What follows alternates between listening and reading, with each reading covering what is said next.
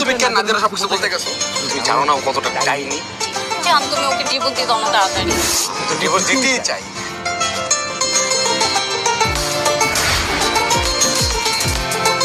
জন্মদিনের মধ্যে যদি অ্যাঙ্গি বার্ড ভাঙিয়ে চলে আসে কিভাবে মানতে বসুনি?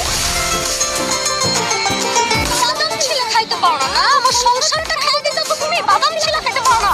প্লেট উঠিয়ে যে নাস্তা হবে তাকে লাখ টাকা দেওয়া হবে। আজকে আমি কোথা লাগছে কিন্তু জানাতে ফাজলাম করবো না, দাও।